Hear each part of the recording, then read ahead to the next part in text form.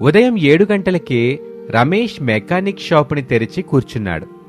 తన భార్య అనామిక టిఫిన్ తీసుకొని వచ్చింది. ఏంటండి ఇది, ఇంత ఉదయాన్నే ఎవరొస్తారని షాప్ తెరుస్తున్నారో నాకు అర్థం కాకపోయినా కనీసం మీకైనా అర్థమవుతుందా? అనామిక, ఇది వేసవికాలం కదా. టైం గడుస్తున్న కొద్దీ ఎండ ముదురుతూ ఉంటుంది, వేడి పెరుగుతూ ఉంటుంది. అప్పుడు ఎవ్వరూ రారు. ఉదయాన్నే చల్లగా ఉంటుంది కదా అని ఎవరైనా వస్తే వచ్చిన అవకాశాన్ని ఎందుకు పోగొట్టుకోవటం అని నేను షాప్ తీస్తున్నాను. సరే రండి, టిఫిన్ చేయండి. రమేష్ వచ్చి కూర్చున్నాడు. అనామిక టిఫిన్ పెట్టింది.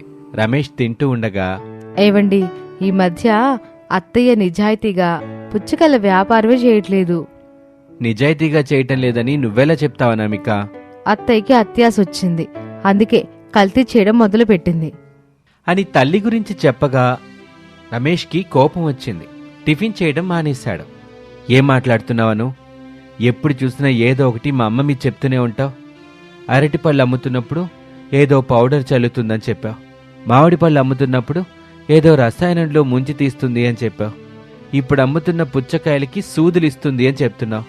ఛా, నీకింకొక పని లేదా అనామిక? అయ్యో, నేనేమి కావాలని అత్తయ్య మీద నిందలు వేయట్లేదండి. నా కళ్ళతోటి నేను చూశాను కనుకే మీకు చెప్పాను. మావయ్యకి కూడా ఈ విషయం తెలుసు. కానీ ఏం లాభం అనామిక? మా అమ్మ అలా చేస్తున్నట్టుగా ఎలాంటి ఆధారాలు దొరకలేదుగా. ఎందుకు ప్రతిసారి మా అమ్మకి గురి పెడుతున్నావో నాకర్థం కావట్లేదు. గురి పెట్టడం కాదండి, నేను చెప్పేది నిజం, నన్ను నమ్మండి. ప్లీజ్ అనామిక, నాకు కోపం మరింతగా పెరక్కముందే నువ్విక్కడి నుంచి వెళ్ళిపోతే మంచిది. అనామిక ఏమీ మాట్లాడకుండా అక్కడి నుంచి ఇంటికొచ్చింది. టీవీ పెట్టుకుని వార్తలు చూస్తున్న మావగారు ప్రసాద్ కనిపించాడు. మావయ్య, చెప్పమ్మా కోళ్ళ. మీతో కొంచెం మాట్లాడాలి మావయ్య. ఏమ్మా, మీ అత్తయ్య కల్తీ చేసి అమ్ముతున్న పుచ్చకాయల వ్యాపారం గురించేనా? అవును మావయ్య, పుచ్చకాయలు తొందరగా పండాలని రసాయన సూదులు ఇవ్వడం నాకేమాత్రం నచ్చట్లేదు. మీరైనా అత్తయ్యకి చెప్పండి, తను చేస్తున్న పుచ్చకాయల వ్యాపారం కరెక్ట్ అవ్వదని. మీ అత్తయ్య సంగతి నాకు తెలుసు కదమ్మా కోళ్ళ. తను చెయ్యాలనుకున్న జేసుద్ది. అది తప్ప ఒప్ప అని వెనక ముందు ఏమాత్రం ఆలోచించదు. తనకి రావాల్సిన లాభం వచ్చిందా లేదా అన్నది మాత్రమే చూస్తది. అత్యాశతో చేసే ఏ వ్యాపారమైనా కొత్తలో బాగున్నట్టు అనిపిస్తుంది మావయ్య, కానీ ఆ తర్వాత ఎదురయ్యే ఇబ్బందులు ఎంత ఘోరంగా ఉంటాయో ఎవ్వరూ ఊహించలేరు. అమ్మా కోళ్ళ, అత్యాశతో మీ అత్తయ్య చేస్తున్న పుచ్చకాయల వ్యాపారమే తనకి తగిన విధంగా బుద్ధి చెప్తుందిలే. నువ్వు మాత్రం నిజాయితీగా ఇంటి పనులు వంట పనులు చేసుకో తల్లి. మీ అత్తయ్య గురించి ఎక్కువగా ఆలోచించి మనసు బుర్ర రెండు పాడు చేసుకో మాకు. ఎల్లమ్మా, ఎల్లి నీ పనులు చేసుకో.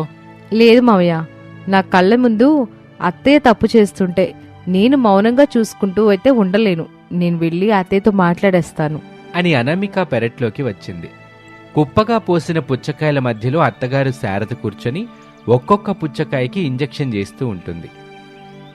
అనామిక నెమ్మదిగా అత్తయ్యా అని పిలిచింది. శారద అనామికని చూడకుండా ఏంటో చెప్పుకోళ్ళ అని అడిగింది. అనామిక భయం భయంగానే తడబడుతూ, అత్తయ్యా, అది అది మీరు చేస్తున్న పుచ్చకాయల వ్యాపారం గురించి కొంచెం మాట్లాడదామని వచ్చాను అని అంది. శారద కోపంగా చూసింది. అనామిక తలదించుకుంది. అది చూసిన శారద, ఎప్పటికీ నా ముందు అట తలదించుకుని ఉండుకోళ్ళ, అది మనిద్దరికి మంచిది. నేను కనిపించినప్పుడు తలెత్తినా నూరెత్తినా కొంచెం కూడా నీకు బాగోదు, జాగ్రత్త అని హెచ్చరించింది. అది కాదత్తయ్య, ఈరోజు ఉదయం ఎన్నింటికి లేచావు? 5 గంటలకు అత్తయ్య. కానీ 6 గంటలకి బయట ఉడిచి ముగ్గేసినట్టున్నావు. మరి గంట సేపు ఏం చేసావు కోళ్ళ? సుజాత ఆంటీ వాళ్ళ ఇంటి దగ్గర పూలు కోసుకురమ్మని చెప్పారు కదా అత్తయ్య. టిఫిన్ ఏం చేశా? మీరు తిన్నారు కదా అత్తయ్య అని అనామిక సమాధానం చెప్పగానే శారదకి కోపం వచ్చింది. యాయ్, నేను అడిగిన దానికి సరిగ్గా సమాధానం చెప్పు అంటూనే శారద చెయ్యాల్సిన పని చేస్తూనే ఉంది. ఒక్కొక్క పుచ్చకాయకి ఇంజెక్షన్ చేస్తూనే ఉంది. అది చూస్తున్న అనామికకి కోపం వస్తుంది. కానీ కంట్రోల్ చేసుకుంటూ, అత్తయ్య, మీరు చేస్తుంది చాలా పెద్ద తప్పు. ఈ తప్పు నేను మాత్రమే చేయట్లేదుగా కోళ్ళ, అందరూ చేస్తున్నారుగా.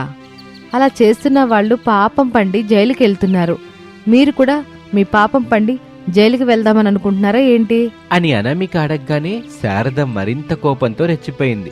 వ్యాపారం ఎట చెయ్యాలో ఇప్పుడు నువ్వు నాకు నేర్పిస్తావేంటి కోళ్ళ? అని ఎగతాళిగా అంది. అప్పుడు అనామిక ఓపిగ్గా, నేర్పించడం కాదత్తయ్య, మీరు చేస్తుంది చాలా పెద్ద తప్పు. పుచ్చకాయల్ని ఈ వేసవకాలంలో చిన్న పెద్ద అనే తేడా లేకుండా అందరూ తింటారు. ఇలా కల్తీ చేసినవి అమ్మితే ఎంత ప్రమాదమో ఒక్కసారి ఆలోచించండి. నేను అన్ని విధాలు ఆలోచించే ఈ పని చేస్తున్నాను కోడలా. నీకు నీతులు చెప్పే ప్రోగ్రాం పక్కన పెట్టి నీ పని నువ్వు చూసుకో. అయినా ఇంట్లో ఉండే నీకు బయట మార్కెట్లో ఏం జరుగుతుందో ఏం తెలుసులే. ఇప్పుడంతా అట్టాగే చేస్తున్నారు. ముందు అమ్మాలి, డబ్బు రావాలి, అంతే. అత్తయ్య, అది తాత్కాలిక లాభం మాత్రమే. కానీ నమ్మకం పోతే వ్యాపారం పూర్తిగా నష్టపోతుంది. అలా చేయకండి. పుచ్చకాయలకి ఇది మంచి సీజన్ కోళ్ళ. ఇప్పుడు నువ్వేం చెప్పినా నేను ఎన్నో. నాకు బోధించబాక. నేను చాలా చూశానులే గాని వెళ్ళి ఇక్కడి నుంచి. మంచిగా చెప్తే మీరు వినరు. ఎవరు తీసుకున్న గొత్తులో వాళ్ళు పడిన తర్వాతే మంచి విలువ, మనిషి విలువ తెలుస్తుంది అని అనామిక తన గదిలోకి వెళ్ళిపోయింది. శారద తన పని మరింత వేగంగా చేయటం మొదలుపెట్టింది. ఇక అలా సమయం గడుస్తూ ఉంటుంది. ఆవేశంగా రాములు శారద ఇంటికి వచ్చాడు. కోపంగా, శారదమ్మా, ఓ శారదమ్మా, బయటికి రా అని పిలిచాడు. చేస్తున్న పనిని పక్కన పెట్టి శారద బయటకు వచ్చింది. ఏమైంది రాములు? ఏమవుద్ది, నిన్న మీ దగ్గర కొన్న పుచ్చకాయ తిని నా భార్య, నా కూతురు వాంతులు చేసుకున్నారు. పుచ్చకాయలు ఏం కలిపావో తెలుసుకుందామని వచ్చాను అని రాములు ఆవేశంగా అనగానే శారదకి కొంచెం భయం వేసింది. కానీ ఆ భయం బయటకి తెలియకుండా, ఏం మాట్లాడుతున్నావు రాములు? పుచ్చకాయలో ఎవరైనా ఏమైనా గలుపుతారా చెప్పు. అయినా నువ్వు నన్ను అనుమానిస్తున్నావు రాములు. అవును తల్లి, డాక్టర్ దగ్గర తీసుకుపోతే వాళ్ళు తిన్న పుచ్చకాయ మంచిది కాదని చెప్పారు. ఆ పుచ్చకాయ నీ దగ్గరేగా కొన్నాను, వెళ్ళి పోలీసులకి చెప్తాను అని చెప్పగానే శారద భయపడింది. ఇంట్లో నుంచి ప్రసాదు, అనామిక బయటకొచ్చారు. రాములు ద్వారా జరిగిన విషయం తెలుసుకున్నారు. గొడవ చేయబాకు రాములు. కావాలంటే హాస్పిటల్ డబ్బులు నేను ఇస్తాను. నువ్వు తప్పు చేయనప్పుడు నువ్వెందుకు డబ్బులు ఇస్తానంటున్నావు అని రాములు అడుగుతూ ఉండగా సులోచన ఎస్ఐ కిషోర్ని తీసుకుని శారద ఇంటికొచ్చింది. శారద భయపడిపోయింది. అనామిక క్షణం కూడా ఆలస్యం చేయకుండా మెకానిక్ షాప్ దగ్గరికి పరుగున వచ్చింది. ఏం జరిగింది అనామిక? ఇంటికి పోలీస్ ఆఫీసర్ వచ్చాడు. రాములు వచ్చి గొడవ చేస్తున్నాడు. తొందరగా ఇంటికి రండి అని అనామిక చెప్పగానే రమేష్ ఇంటికి పరుగున వచ్చాడు. అతని వెనకాలే అనామిక కూడా పరుగు పెట్టింది.